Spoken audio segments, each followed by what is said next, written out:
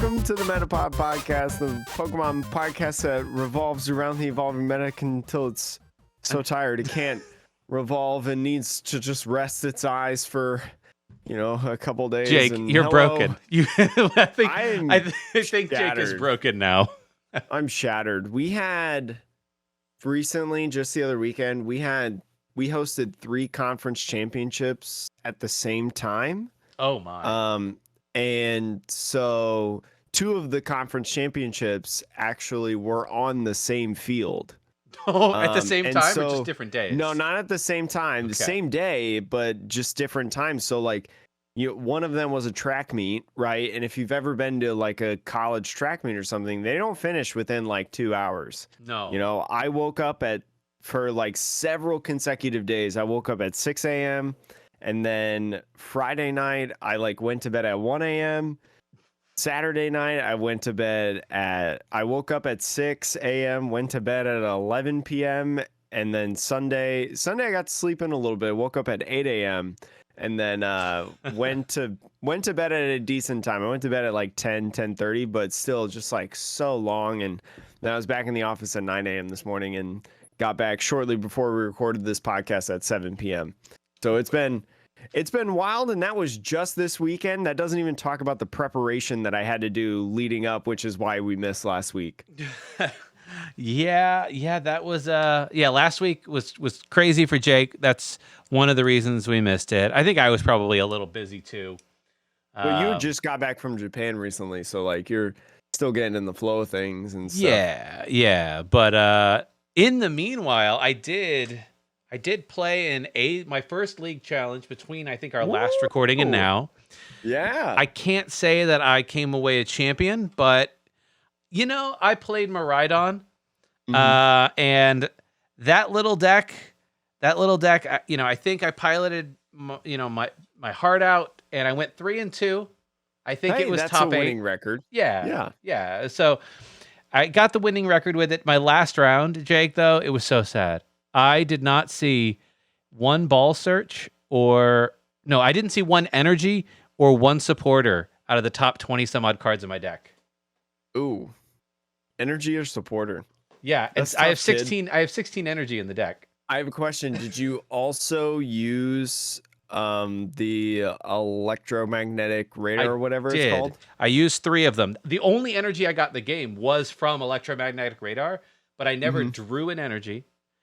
And I also play, 7 draw supporters and 4 Pokegears, and I didn't see any of those. Oh, you're playing the Pokegears on top of it. If you're playing Pokegears and you still don't find supporters, that's just tough luck. Yeah, it was just bad luck. I can't feel too bad about it, but I did get a turn 1 donk with Miraidon. Let's go. So, swings and roundabouts, as they say in England. I was able to get my opponent. Shout out to them. If you listen and you remember this, I'm sorry. And you just know. It was a wild turn, though. I went absolutely insane with my sequencing, and I got there, and he was just like, "How?" Opponent just draws, attaches, energy, passes, and Sean's over here playing solitaire, at the speed of lightning. I felt like I was playing Yu-Gi-Oh! You're right.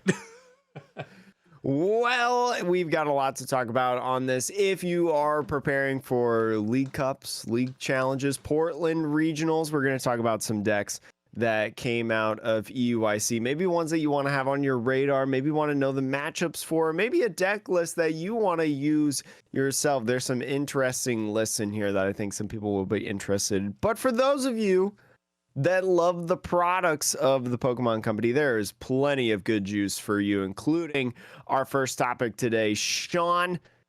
Yes. A new Pokemon TCG collaboration. Tell me about it.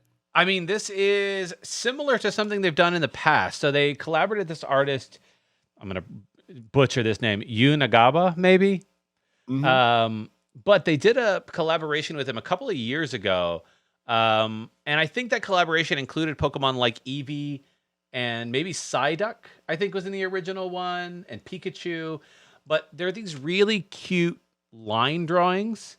And so the cards themselves are actually there's not a lot to them. They're just white background, really kind of cute, a little bit derpy at times maybe, line drawings of Pokemon. And the set that he's come out with this time should get a lot of people very excited. It is an evolution themed set.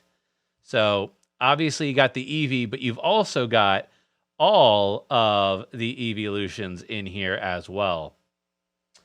I love these kinds of arts on here, and Sean, I'll link you the old one with the Pikachu in case anyone sees. They're like almost Sunday cartoon sketchy type of things. You know, they've got just the dots for the eyes, and they've got kind of just like the stoic look of like the eyebrow, you know, and it's just real goofy. It's just real fun. I love stuff like this. I love these kind of collaborations. I wish they come out in, you know, English and stuff like that.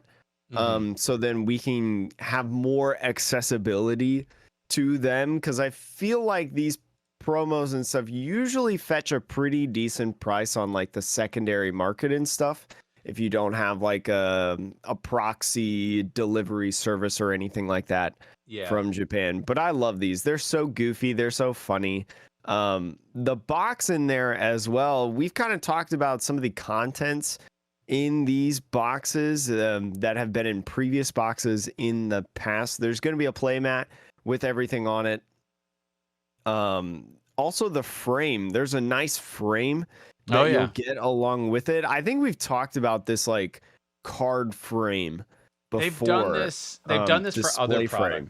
Yeah, they've done these types of. Now, I will say it's a little like it makes you choose, right? You get one frame, but you've got, what is that, 9 cards. So it's like, which one goes in the special frame? Well, I think the display frame releases separately. It's on May 24th. It costs 1,500 yen, just a little bit under that.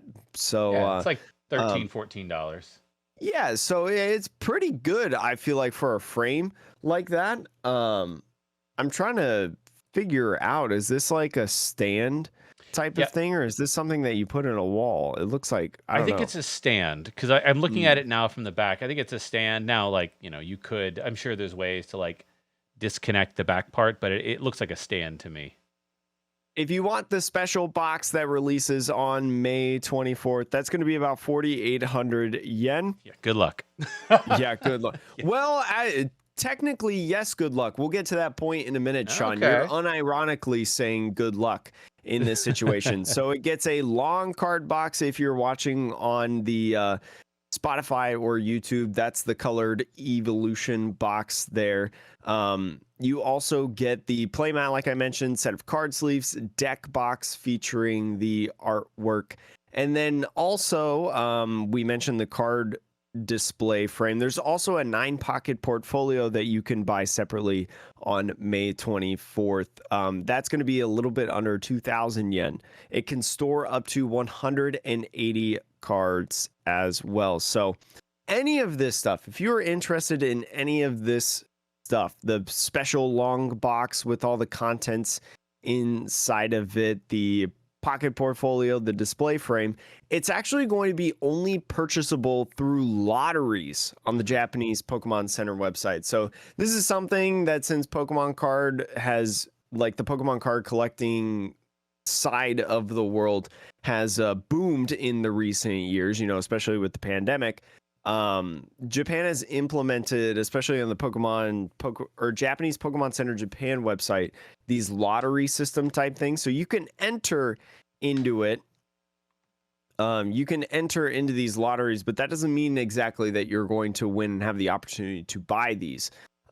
So like Sean was saying, good luck. Quite literally, good luck if you're trying to go for this. I believe that usually in the past, don't quote me on this, because I mean, we don't know. We're not the Pokemon company and their plans for this, but I believe for stuff like this, they usually do multiple series of lotteries for these products. So there'll be like a second wave. I think that usually pop up. But Sean, which one out of all of these is your favorite? I mean, the Sylveon is just great. I really like the Sylveon here. Outside of that, I would probably have to say Flareon is pretty cool. The Flareon is cool because that's the only one that's using like one of its moves, essentially, like elemental move type deals. Yeah, exactly. I like that one a lot, but I think I like Umbreon the best because Umbreon is just like long cat. If you've ever had a cat like try to crawl under something or something and they get real long, that's exactly what that feels like. It's just, I love the art in these. Yeah, these are. I will say too, like again, this is one of those things where like if you really love it, there's going to be a secondhand markup for this. Like if you're listening to this podcast in English, you're probably not in Japan, which means you almost certainly cannot enter the lottery. But if you really love this product, I would always recommend getting it soon after it comes out, because the Japanese promos like this do tend to hold their price premium, Mm-hmm. and even go up from there over time. So, you know, big recommend on these. The price might come down initially for the first maybe month, but I wouldn't expect much more. If you also some recommendations on if you're trying to get it, okay, J Love, I've talked about the person on the podcast before, content creator. He has a lot of videos about how to get Pokemon Center in Japan products and stuff like that through like proxy delivery service stuff. It is a little bit of an extra cost, but it's better than paying quadruple the price on eBay, as a lot of products tend to go on there. But Sean, Jake, if you don't want to use that, and maybe you just want some stuff that's localized, that's going to be pretty, well, hopefully easy to get. we'll Obsidian, see. Yeah, we'll see. Obsidian Flames is the August English set that is coming out in Scarlet and Violet. Obsidian Flames. There's no set logo revealed yet, but PokeBeach last week did talk about how the set will officially release on August 11th. The pre-releases taking place July 29th to August 6th. So it's going to be comprised of two different sets, Sean. Yep. I mean, most American sets or English sets or non-Japanese sets are comprised of 2 to 3 sets typically. Now, what I will say is I don't know if this will contain the Pokemon 151 set as well. I don't know. I don't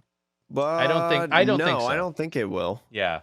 That might be a special like October set that we get, I'm hearing. So, but Jake, this set will be coming with, if you are a keen-eared listener to Obsidian Flames as a name, you might have guessed the special chase card for this set is going to be a terrestrialized Charizard, but specifically, and this is what's really interesting, I believe it is going to be a darkness typed Charizard, not fire type, which is pretty wild. So for people who have listened for a little bit on this podcast, may remember when Sean and I first talked about Scarlet and Violet TCG set, what was coming inside of it. We talked about the Terra cards, the terrestrial cards. I had mentioned that I was really, really hoping that they would do the Delta species type of, detail to these cards, and how the Terra types of Pokemon EXs would be different types, because in the video game, you can make them different types with the Terrastall gimmick in the Scarlet and Violet video game. So this will be really, really cool. I'm excited that, it's finally coming, because we've had a Scarlet and Violet set and it didn't have any different typings. So now we're going to be getting them even in August. I think we get another set before then, right? We get Paldean Evolutions. That'll be coming out in June. I think it's Paldea Evolved. Yeah, that's right. Yeah. I don't know if that has any different typing ones in it, but eventually we're going to get one, and hopefully it's very cool. Sean, what are the odds? Because if you remember, for people that are watching the live video feed right now on YouTube or Spotify, you'll see on the screen the Charizard Gold Star. the Gold Star Charizard Delta species, the dark type, from EX Dragon Frontiers in 2006. And this Charizard on it is a shiny Charizard. So my question to you, Sean, is this Charizard EX Terror type going to be a shiny version, you think? I mean, I would assume so, right? Like, how else would you... I'm trying to think of like how you would even draw a regular Charizard with dark typing without just making it a shiny Charizard. Like, maybe they'll... Well, I mean, if you just look at the video games, you know, those they just give him the dark type hat, the Terra type hat. Is that what they're doing? He's just normal with a hat? Yeah, it's just a normal Charizard, except he's got a giant crystal on his head, and it's the dark type. Huh. I bet you then I actually would lean on what they're doing in the games, because if you look at the Arcanine and the Gyarados, it seems that they're sticking with the way that they appear in the games. And if we think back to the way that they did VMAXs, right? It was how they appeared in the games. That is how they would appear on the card. So that is true. So yeah, I mean, it probably is just going to be like you are describing. I'm going to say it's going to be shiny because that's where the money is. Maybe Sean, the regular pull that you get, the regular Charizard Terror type Darkness is just a regular Charizard, but then the like alternate art that you get, or the full art, right? The full art becomes shiny. I mean, look, this is my cynical side. I think that would be something that wouldn't happen, but it wouldn't surprise me because corporations and money. Well, my cynical corporation side says, why print a shiny to start with when you can just print the shiny version next year and get even more money? That's true. Actually, maybe you're right. You're right. Because that's kind of what they did with Charizard VMAX, isn't it? Right? Yeah, that's exactly what they did. But Money Machine Go Bird, Jake. Any Money Machine Go Burr. But again, this will be coming out on August 11th. I'm excited for this. I think it's cool. I think Scarlet and Violet base set was a great set. I had a lot of fun opening that set. I've had a lot of fun watching games and stuff with these sets. So I'm excited to see what it brings. But Sean, there's another set of cards that's coming. Some old ones, some of the throwback cards in the Pokemon trading card game classic box set. Jake, you got no idea how exciting this is. So we talked about the classic game, the Pokemon trading card game classic box set. It's the one that's going to be really expensive, several $100s, I think, is what we're guessing. Probably. And it's the one that comes with 3 pre-built decks, and those decks are all like, they contain sort of a mashup of new and old cards. It's very strange. And it comes with like a premium playing surface, all that stuff.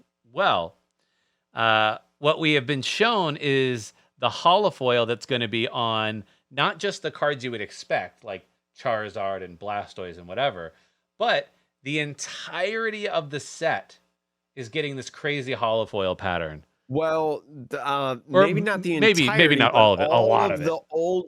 All the old cards that are being reprinted, essentially. Yeah.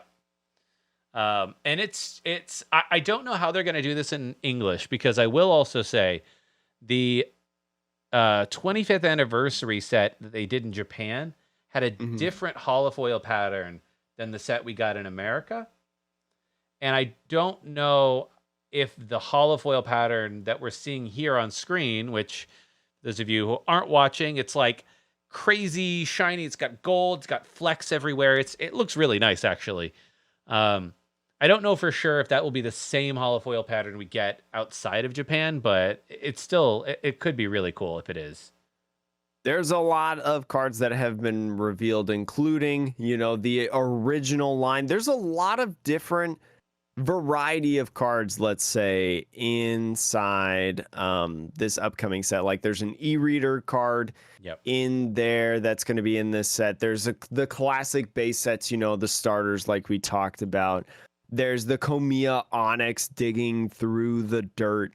There's also in here as well, like gym heroes. So there's the Lieutenant Surge's Rattata, which I don't know if I would have chose that one to be one of the cards in this, but this could just be a small sliver of the cards. You know, there's computer search in here. There's Versus Seeker, and I'm talking the last Versus Seeker that was Yep. printed. So that's, I mean, X and Y right there. Wait, X and Y or black and white? I'm not sure, but it's I actually think it was black and white now that I think about it.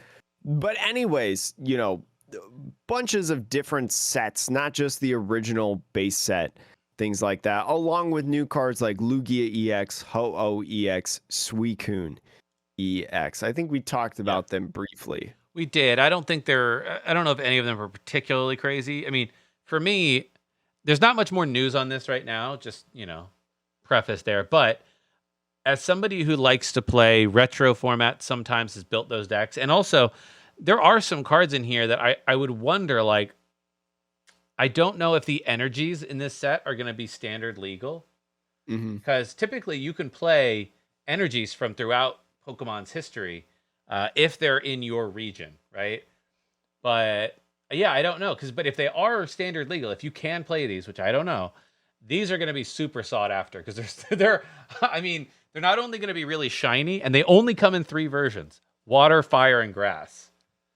So I will say that Justin Basil over on Twitter, I remember seeing this quote tweeted the article and said, "This is your reminder that, per Pokemon, with the exception of basic energy cards, none of the cards from Pokemon TCG Classic will be tournament legal." So like the Versus Seeker, you can't play it at an expanded event. And I believe also that means the Lugia, Suicune, and Ho-Oh won't be legal. that seems to track, right? They don't have a block set number on them. It just says That makes classic. sense. Yeah. Because I think like what was it, Celebrations with the Dark Sylveon and Lance's Charizard, I don't think any of those were legal either. You're absolutely right, Jake. But the energies might basic be. energies. Yeah. Be kind of hot. Just hold out for that, Sean. You can do it. Oh, Jake. I also want to say, no, just real quick. There's a meme going around how somebody, I don't know if it's still there in the comments, was saying that Bill was a terrible supporter, when first printed in the Pokemon trading card game. And I just want to say, don't ever listen to that. Bill was insane. Bill was a staple in the Pokemon trading card game. I mean, it's not good now. Right? Are you talking about Bill draw 2 cards? Yeah. I mean, back when you can play as many supporters as you wanted in a single turn. That's the key indicator exactly. there. Bill was a staple. It would be bad. Yeah. Now it would be bad. I will say, back then it was good. This bill in particular, it does say supporter at the top of this bill.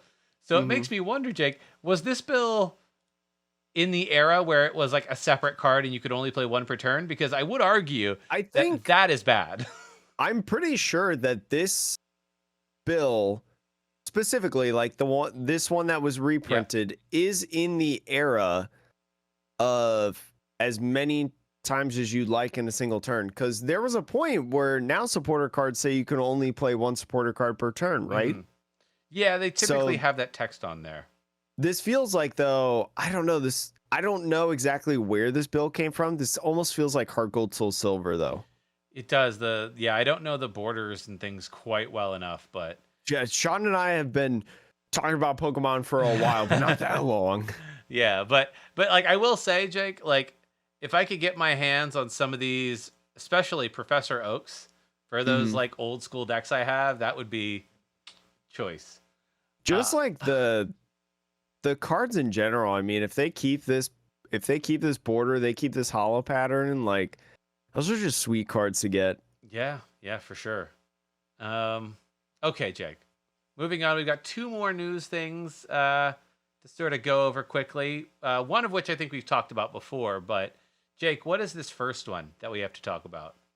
So I believe we've talked about Annihilate EX getting a box. I don't think this is new news, but what is new news, this box that releases on June 14th is going to have some changes to the EX box inside of it. So usually in the, EXV whatever boxes or things like that, the old Meowth VMAX, there's a jumbo card of the card, there's some packs Maybe there's, I don't know. I don't think there's usually a pin or anything like that, but there also might be another promo card along with the, EXV, VMAX, whatever card inside of it. But this is going to be a little different. This Annihilate EX box is going to start a new era, coming with the Annihilate EX promo with foil versions of Mankey and Primate from Paldea evolved, along with 4 booster packs and a PTCG Live code card.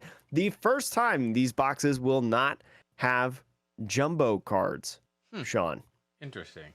It's got an updated design. So I know all those jumbo card collectors. I like the jumbo cards. I think they're cool. I think they're fun. It's just they don't fit in any binders. So, like, what do you do with them? Yeah, and like I think they've produced binders over the years that might hold them, but they've also changed the size of jumbo cards over the years. Once Sword and Shield came out, I think they changed the size of the jumbo cards to smaller. I think. I don't know. I think they were smaller.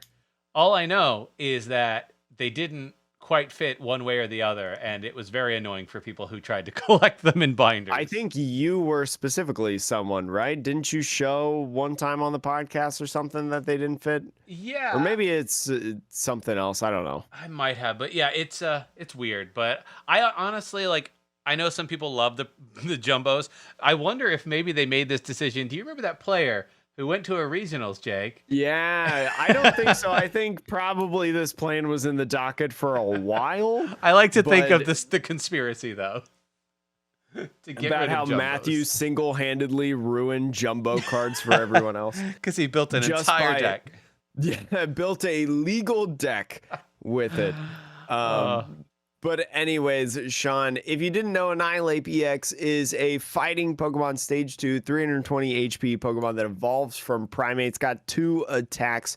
Angry Grudge for 1 fighting energy, 20 times damage. Put up to 12 damage counters on this Pokemon. This attack does 20 damage for each damage counter you placed in this way. Now, at 320 HP, Sean, I think this attack is very interesting because you are doing at least 240 damage without any sort of Gape Jog Baw, damage pump, anything of that sort. So, I mean, the only this is my issue with this. 240 damage is good. And you could look there and say 1 energy is also great, right? Which it is. However, it is a stage 2, so you kind of think to yourself, well, do I need a stage 2 that only needs 1 energy? Like, how often am I, evolving into a stage 2 and not having time to put more energy on? I really wish they would have given this an additional ability thing. Now, look, there could be other items like you mentioned that maybe can boost the damage based on the number of damage counters. But even if you made this a shred attack, imagine a shred that can do up to 240 damage. That's a pretty good shred, but you have to put 12 damage counters on yourself to do it. So you have to hurt yourself in order to get through any ability. And I don't know. I would like that. You have to knock yourself down to 200 HP. Yep. Which means that you're probably getting knocked out in a repeated turn. And so you better have a lot of rare candies, or you better have some Zoroarks evolving, That's pretty much what that comes down to. But I think it's a pretty interesting mechanic, and I like that they gave it 320 HP to accommodate that, because I don't think Annihilate really is like a thick Pokemon in the video game. I don't think it's like some giant HP monster in the beginning. I think it's just like your average Pokemon, but with the attack, they're probably like, okay, let's beef it up a little bit, on the higher end. Yeah, no, that's a good point. I don't know. It's cool. Like, it has another attack that does 150 if you don't really need to do that much damage for 2 energy. So, like, it's also weak to Psychic, by the way. Gardevoir just yay. Gardevoir and Mew. Can't forget about Mew. Can't forget about Mew, because Mew never dies. Mew is always around. Even after it rotates, it'll still be in standard somehow. Oh man. Yeah. Jake, what's the last one? I think you said you mentioned this on the pod before. but now we have just a tiny bit more info. What are these two other battle decks? So this is an update to the EX battle decks that are going to be coming out featuring Chain Pow and Tinkaton EX. These are releasing on July 14th. They're going to be $10 each, Sean. So $10 each, you're going to be able to get a battle deck, an EX battle deck. I think, first of all, before we talk about anything else, I think that's a pretty good price. 60 cards, a pre-made deck for $10. That's a pretty sweet deal. Before we get into too much more about everything that's inside, Sean, I want to note that this is now level 1. So we talked about in the Sword and Shield series, the battle decks go from like level 1, level 2, level 3. And so I think what it was that level 1 had one ultra rare card in it. Level 2 had, was it like a V and a V max? Typically, yeah. You would get 2. You would get like a 1/1 line or something like that. And then level 3 was like the full deck. I think the World Championship decks were level 3, weren't they? I mean, they're not standard legal. They might. I don't know if they would. Yeah, be they weren't considered standard level 3. legal technically. Well, some of the cards are standard, but yeah, I think that was level 3. Was like just like legitimate kind of decks. I think you get at least. I think maybe the Mew was a level 3 because I think the Mew you got 2 Mews, 2 Mew VMAX, and 2 Genesects, which is quite a lot. So yeah, so I think it would if you had like a V and VMAX line, I think it would have been like a 3/3 line. Yeah, because I think Shadow Rider VMAX was a 3/3 line. Yep. Yeah, it was because I bought that. Yeah. It was a 3/3 line. So, anyways, we're getting back to the level 1s now that we're in a new era of Pokemon, the Chain Pow EX and Tinkaton EX. We've talked about those cards before, but also in the EX battle deck, it'll come with the 60 card deck again for $10. So I feel like it's pretty doggone, worth it. 3 reference cards. I don't know what a reference card is. Do you know what that is? I have no clue what that is. No idea. I don't think I know what a reference card is. Yeah, I don't. I was gonna say I've bought some of these battle decks and maybe I just threw it away or missed it or it's a new thing. You also get a single player playmat, which I don't think came in them before. Yeah. Yeah. I mean, it's probably just like a paper playmat. Okay. Yeah, it's a paper folded up playmat, but I still don't think you got them in like the level, like the Shadow Rider deck that I mentioned earlier. I don't think maybe you did. It's a nice inclusion because, right, like the people who are buying this often are going to be people who are new. So it's a nice inclusion to be like, hey, as you're learning, here are all the zones and here's little descriptions of them. You also get damage counters, large metallic coin, deck box, probably a deck box that isn't 60 card sleeves. It's probably, anyways, a quick guide to unlock the strategies within, and then a code card for Pokemon TCG Live to unlock the deck. So I like that in TCG Live. I mean, I know I've bagged a lot on TCG Live and I still bag on it, but it's not unbearable. It's not as bad as I thought, at least. It's tolerable at this point. It's aight. It doesn't make me excited to play. But anyways, one of the things that I do like is, especially now through these EX decks, the Scarlet Violet EX decks, you use the code card, it unlocks the deck. It's not just one card, right? It used to be like when you bought something like that, you just get the one like promo or whatever. But now you're getting the whole entire deck. So it's going to be, one Chain Pow or one Tinkaton line with the Tinkaton EX that you can use for your other decks in your collection. So very, very cool. Yeah. Interesting stuff. Jake, are you ready to get into the decks that we didn't talk about from EUIC when last we met? I do. There's some cheeky decks that are in here. Some Drapion V-Star shenanigans, some Duraludon in the way that you don't really know Duraludon shenanigans, and also Ursaluna V. So we're going to go through these one by one, Sean. We've got 4 decks to talk to you about, whether you're taking them to the Portland Regionals, you're excited for Portland Regionals, or you want something to take to your League Cup, League Challenge, or local League Night, or just play with your friends or on Pokemon TCG Live. First up, Sean, we have Goodra V-Star. Yes, indeed. I mean, the ultimate tank deck in the format right now. This is one of my 2 losses when I was playing Miraidon. Oh, really? Yeah, and I will say, I don't think Miraidon is actually, it's not a bad matchup, but it becomes a bad matchup if you're not able to get rolling quickly. Because, Miraidon can actually hit through with the right setup. But if you get a slow start, 200 damage is quite a lot. You can knock out your Miraidons with a choice belt or whatever. And so that can get pretty difficult, I think, to respond to if they're just, taking those prizes faster. I hope they're not knocking out your Miraidon with the choice belt. That's true. That's fair. But, I was going to say, that would be illegal. You should get that win back. Yeah, no, you're right. You're right. But, I don't know. It's just, the point being is, it's like, if you get a slow start against Goodra, and you don't find all your setup pieces, then it is pretty difficult actually to get through it. And I think that's for any deck. In some decks, I think it kind of feels like an auto loss. I think like Lost Box can have a very difficult time against Goodra, especially if they're not playing the Radiant Charizard version. So, but this one is playing the Lost Zone engine. That's the version of Goodra, not an Arceus version, a Lost Zone version. And the other interesting thing about this deck is I think it realizes that one of its less favorable matchups might be Mew, just because of the speed of Mew. The speed of Mew, the being able to hit through. Yep.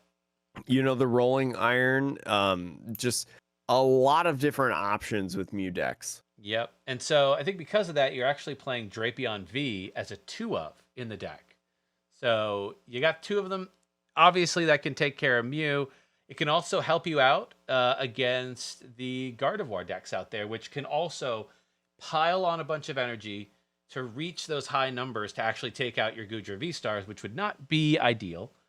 Not ideal. And it's doable because, again, like Sean was saying, you're playing the Lost Zone engine. So you're playing Mirage Gates, right? That's... Yep. If you're wondering, because Drapion V, Wild Style is only for rapid, fusion, single strike cards. Well, just put a bunch of energies on it. Yeah, and do it the old-fashioned way. Yeah, do it the old-fashioned way. Just put a whole bunch of energies on it and start swinging. Yeah, that's all you need.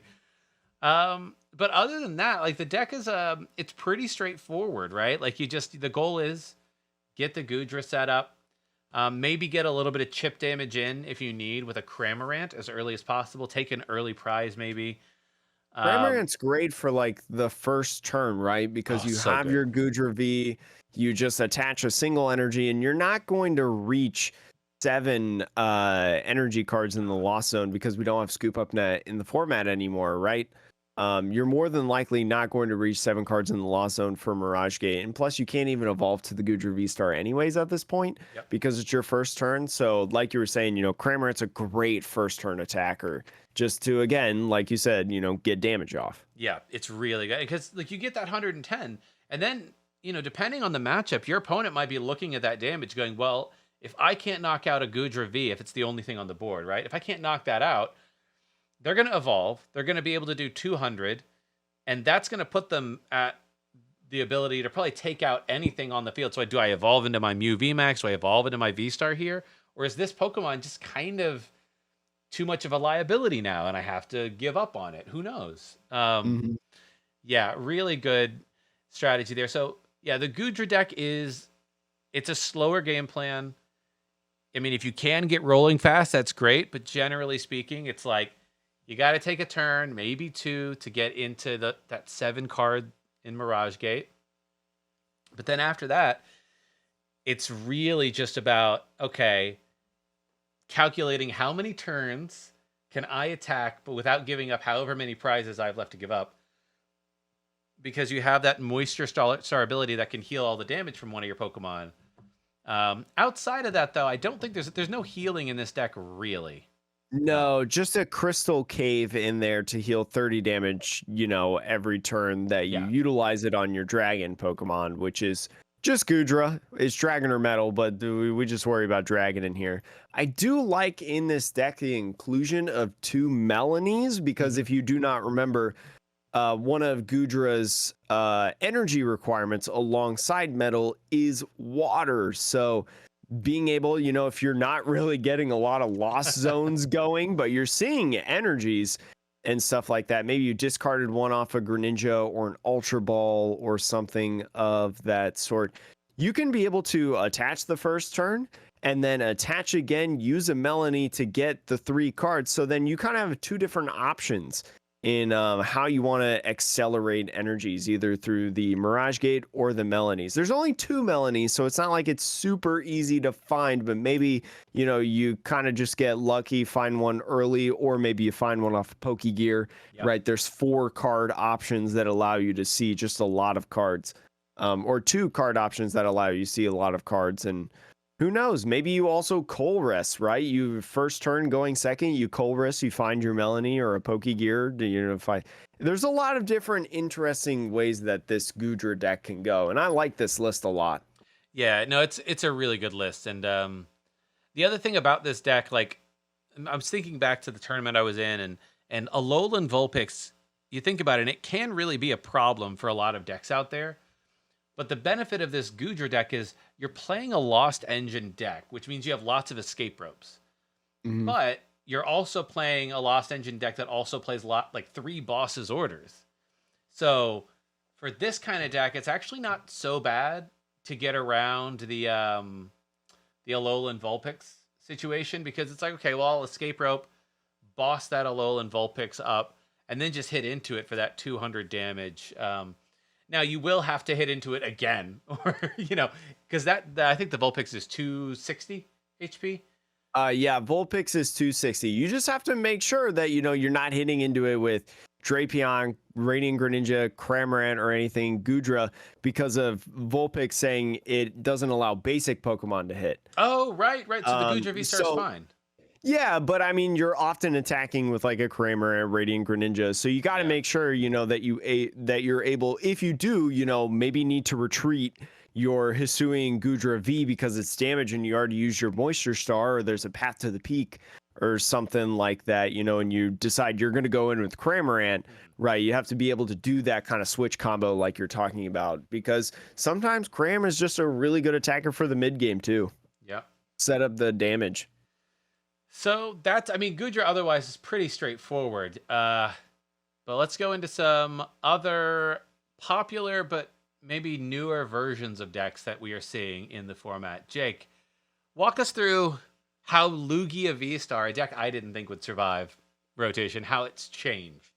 So Lugia V-Star partnered up with its favorite, as always, Archeops, accelerating energies from the deck onto various Pokemon. Now, the way that Lugia has evolved within the, last couple weeks, it has used a couple different options. One, kind of its main attacker for a lot of people is Tyranitar V.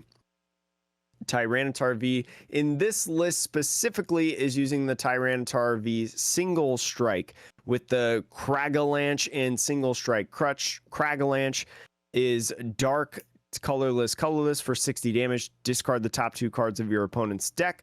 The second attack, single strike crush for 240 damage, which hits for a lot of numbers, especially the Vs and things like that. And this is before any damage modifiers that we'll get to in a second. It's a dark, colorless, which has a secondary effect of discard the top 4 cards of your deck. Now, 240, you may say, oh yeah, it hits a lot of Vs, things like that.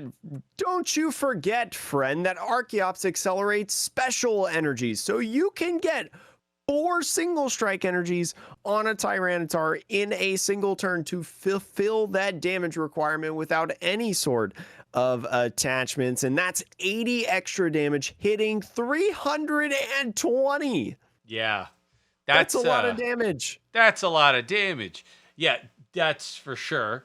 And also, I wouldn't rule out that first attack in very specific matchups. Like, so say you're going to a big regional event where people might be playing a control deck. Or even a deck that's super aggressive, right? If you have a long, lengthy game against an opponent, you know, they may be at a point where they're only dealing with a couple cards left, and you can just use the first attack, right, to just take them out. It doesn't have to be a control. It's more often probably than not a control deck that you're using this on. But I mean, you're right, Jake. Like, there is a situation in which you're playing against Gardevoir. Gardevoir draws a ton of cards, right? And very quickly. Yeah, and you could definitely catch people off guard if you're like, you know, they've drawn through a lot of their deck. They're sitting there thinking, okay, I got to be a little more conservative. Maybe they're waiting a turn to play their own Judge or Roxanne so they can shuffle a big hand back in and save themselves. But if you catch them off guard just by that one turn, you discard those 2 cards. That could also, it's a sneaky way to win the game for sure. There's also the partner in this list, Sean, that is not one that I see all the time, but one that kind of makes sense. It's the Duraludon VMAX. This is also a single strike Pokemon. Remember, we have not really had a lot of decks that pair the single strike energy onto Duraludon, but this is a single strike Pokemon. So you attach that, and you know, you can attach 3 to fill the damage requirement, or even more. It's a 220 base on Gmax pulverization. So you can just whack a lot of Pokemon with the Duraludon VMAX as well. And there's also another energy, Sean. What is that energy you got there? I was just looking at this. I think it's there because the single strike can only do darkness and fighting. And so if you need the metal energy for that Duraludon, then you have to instead use impact energy, which can provide any color, only one at a time. But the other benefit is this Pokemon can't be poisoned, which it's great. It's the rainbow energy. Was around at last once, you know, it was around for a little bit. Yeah, this is your replacement for rainbow energy. That's really all this is for your Duraludon. You also see a couple different other single strike attackers potentially, such as the Yveltal. Yveltal in here is one that you don't, I think this is the less common of the 2 that I'm going to mention for the non-ultra rare Pokemon. This is a basic 130 HP Pokemon. Yveltal single strike, has 2 attacks, Dark Cutter for 50, 2 dark energies, or 3 dark energies for 110 single strike wings. And again, the single strike energy can fulfill that dark requirement because Sean said it takes dark and fighting. So with the 3 single strike energies, oh god, what is that? 170 that you can do. You can definitely use that to 2-hit a Pokemon. Well, and you might be saying, what? Oh, go ahead. I might have. I know what you're going for. Go. Well, I mean, there are things in the format like Mew. There are things in the format like Gardevoir that we've mentioned earlier with the dark type attackers. That 170 one-hit KOs all those suckers. So you'll be able to get those. But you might be saying, Jake, you keep rattling off all of these different Pokemon that you can use single strike energies. But once they're in the discard, they're donezo, bud. Well, you've got a couple Urn of Vitalities in there if you don't remember that card. It's an item card, allows 2 single strike energies to go from the discard pile into the deck and through Archeops onto your Pokemon, essentially. But the other single strike attacker that you can use, the little baby 1 prizer, is Stone Journer to hit that fighting weakness on, I guess you could do it. No, Flying Pikachu VMAX is lightning type, but Arceus is a fighting type weakness. Miraidon is a fighting type weakness, along with Regieleki, Raikou, etc., etc. Is there any more that I'm missing? Is Lugia? What Lugia's lightning? Yeah. So that's the one that you don't have a response for. Is there's not a counter to your actual Lugia, but you're only gonna have 1 Lugia out anyways, probably. So the rest of the game, it doesn't really matter, and I think it's the same with your opponents. So I think that's it, though. I think it's the Arceus and the Miraidon. One of the things that has changed in the Lugia deck, as well, is the choice of Radiant Pokemon. in this deck. This is kind of your Lost Box counter to an extent with the Elegant Heal Radiant Serena. If you do not remember, this Radiant Serena says once during your turn, you may heal 20 damage from each of your Pokemon. Yep. So you're facing a pesky Lost Box. Well, just heal all that damage off, Sean. I mean, unless they put it all on one for 2 consecutive turns. But you know that 20 damage everywhere or on one specific Pokemon can help out in some instances of math. Yeah, definitely. I think that Radiant Serena could see more play. This deck, it feels like, I guess it makes sense. I'm surprised I haven't seen more Radiant Serena in Gardevoir decks. Mm-hmm. Because you're putting damage counters on things. I think the expectation with Gardevoir, I guess, is that you just expect them to die, like after you attack with them, and then okay, we're done with you. We don't need you. But I don't know. I think if people are thinking about spending $300 for not tropical beach, for a Champions Festival, I feel like, hey, maybe save that money, grab yourself a Radiant Serena instead. Just open up a bench spot. I think the difference. I think one of the choices that a lot of Gardevoir players have to have when choosing a Radiant Serena is their other Pokemon of choice, at least as of right now, has been Greninja, right? Yes, so is your deck fast enough? Is your deck aggressive enough that you don't need the Greninja to discard the energies to use off the Gardevoir's ability? Or, if it is, go ahead, use Serena and help take that math off a little bit if the math works for something like the Gardevoir or something. But it's just a thought. I think it's an interesting proposition. If the 10 damage is worth $300, and I know that, like, at that point, you're like trying to get the next 1% out of the deck, but I'm just gonna go ahead and say it right now. If a deck with 4 Champions Festivals in it wins, I would not be surprised to see Pokemon just ban the card, because they're not going to reprint it, and it's crazy expensive.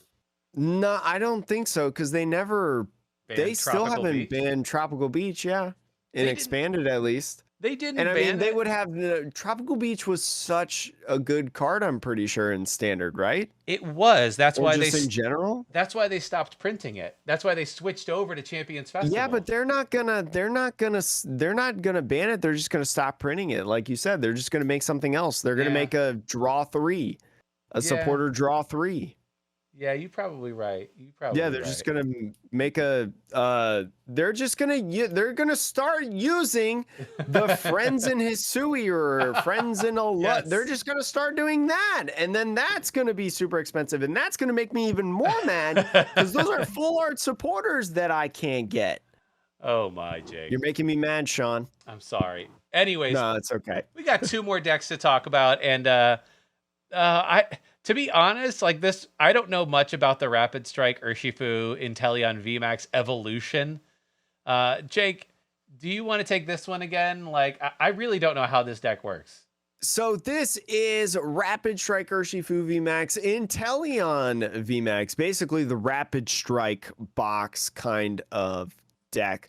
Urshifu is back, but not the number 1, I would say, in this deck. I would say your number 1 is Inteleon VMAX. So if you do not remember, Inteleon VMAX has an ability and an attack. Gmax Spiral for a water and colorless, which, by the way, you're probably just using a Rapid Strike energy to just attach for this attack. So just a 1 energy attachment, essentially. You may put an energy attached to this Pokemon into your hand. If you do this attack, does 70 more damage with a 70 base. That does 140 total just for that alone, and 280 off a 2-hit. But the thing that a lot of people are interested in with Inteleon VMAX is the double gunner ability. Sean, you play a couple water energies in this list, and by a couple, I mean 6 in this list. Double Gunner's ability, you may discard a water energy card from your hand in order to use this ability. Once during your turn, you may choose 2 of your opponent's bench Pokemon and put 2 damage counters on each of them. So I mentioned before that 280, right? if you use double gunner twice for 40 damage on a Gardevoir that has to sit there and evolve, you can knock out a Gardevoir just with a 2-hit KO off of double gunner, or Sean, a 1-hit off double gunner and 2 hits off Gmax Spiral. And then on top of that, the cool card in this that I really, really love, the Medicham V for Yoga Yeah. Loop. You could Yoga Loop one of the bigger Pokemon that are just a little bit far away from the double gunner 2-hit knockout off of the Inteleon VMAX. Or, Sean, if you maybe don't want to risk your Medicham V in the extra turn, you can slowly build up to that through the Radiant of Choice I've seen in Inteleon VMAX Rapid Strike box decks. Radiant Alakazam. Remember, this Radiant Alakazam has the ability to move up to 2 damage counters from one of your opponent's Pokemon to another of their Pokemon. So that can help you get knockouts in the active. That can help you get knockouts on the bench. We know that the bench is cluttered these days. So very, very cool to see this deck back in action. And Sean, if you were wondering about that impact energy, let me tell you about the impact energy. The Drapion V-Star. This plays a 2-1 line of Drapion V-Star. The Drapion V-Star is interesting because 270 is a very cheeky situation, because 270, I will add, is kind of an interesting number for people to hit. It's like not easy. It's not super difficult, but it's just, it makes it a little bit harder for some of your opponent's decks or Lost Box as well on it. And it's got that V-Star power of Hazard Star. It's your like only V-Star power. Well, except for Steelstone. It's your only actual Pokemon V-Star power in this list. It poisons you. Yeah. I guess the idea there is like, look, you might be playing the Drapion already for specific matchups. This one's a fun one because it actually, you have a lot of really interesting combinations of things. So on your bench, you can have 1 or 2 Inteleon VMAXs, right? You can have a Radiant Alakazam, move and damage counters, a Drapion V-Star, using that V-Star ability to paralyze and poison, and the Octillery searching up a Rapid Strike card, maybe one of your energy, to then throw that onto your Urshifu in the active. Like, basically, it's an interesting deck where, like, every single Pokemon on your bench might be, like, working together to foil your opponent's plans in some way, shape, or form. There's a lot of math in here, and there's a lot of chess work in here. I hate that this deck, at least the one that we're looking at, has only 1 battle VIP pass, but that's kind of the perfect partner with Irida if you're playing some Iridas I love that. in your list, because Irida allows you to grab a water Pokemon and an item card. And so why not grab 3 Pokemon from an Irida, essentially, to start out the game? It's pretty strong, I would say. But yeah, I mean, this deck has been flown around. I know Senior Doom has been a big fan of the Inteleon deck. Urshifu VMAX, been playing that a lot. So hopefully, you know, we start seeing it a little more in action, especially at, what's that one this weekend? Portland. Yeah. I mean, if it's in Portland, Senior Doom might be there. He is not far. It might be Who Senior knows? Doom running it in Portland, you know. Yeah, so last deck, Jake. I think I have just enough brain power to talk about this one very briefly. And we mentioned it in the last pod. It's Sander Wojcik's control deck, binder This drop. is an extravaganza, yeah. Yeah. I mean, what can I say? Look, it's got a lot of things in it. It's got like a lot of things at weird counts, like 1 pot helmet, 2 crushing hammers, 2 stormy mountains, like a Zinnia's resolve, and Acerola's premonition. Look, I am not going to sit here and pretend that I know every scenario in which all of these cards are the most useful. But instead, what I'm going to do is offer you what I think the main points of this deck are. So obviously you have a small draw engine in a Curlia line to replace your Chinchinos that are no longer in standard. Outside of that draw engine, in some matchups, you might go pure control, right? throw that Eveltal down, the one that does Cry of Destruction, discarding a bunch of special energy. Yeah, throw that down. Absolutely wreck Mew's day. Say, hey, guess what? I know you don't have any more energy. You're gonna deck out before I do. GG's. And that might be your game plan, right? Outside of that, however, you've got a couple of other strategies. I didn't even look at this Rotom. I'm trying to even this is part of the Stormy Mountain plan, Sean. Okay. So this is just drawing. This is part of the draw engine, is Rotom V. Outside of your draw engine. First turn draw engine. If you don't know Rotom, draw 3 cards and end your turn. Yes. Basically Zacian. Yes. Except no electric. attaching energies. Exactly. The other things that you want to do with this deck, one other strategy, maybe you have an opponent who maybe doesn't play a lot of escape ropes and bosses, doesn't play Path to the Peak, and doesn't have any shred abilities. Well, you've got a couple options. You could play Mimikyu V, and there's a really fun loop in this deck, Jake, where you have Mimikyu V, which has the ability, when you play this Pokemon from your hand onto your bench during your turn, you may prevent all damage done to this Mimikyu V by attacks from your opponent's Pokemon until the end of your opponent's next turn. And as far as I understand it, I actually don't think that Escape Rope gets around to this, because it is an effect on the Pokemon that has nothing to do with its location, because you move it from the bench to the active.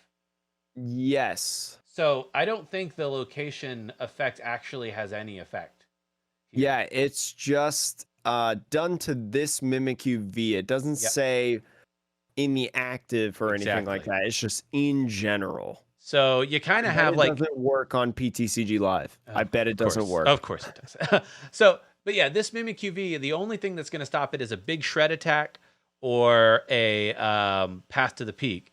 But the benefit with this is, hey, if you can play this and then on the following turn play a Penny, which allows you to put a basic Pokemon and all cards attached to it into your hand, and then put the Mimikyu down again and get it back into the active, if you can just loop that, then your opponent can't really do that much.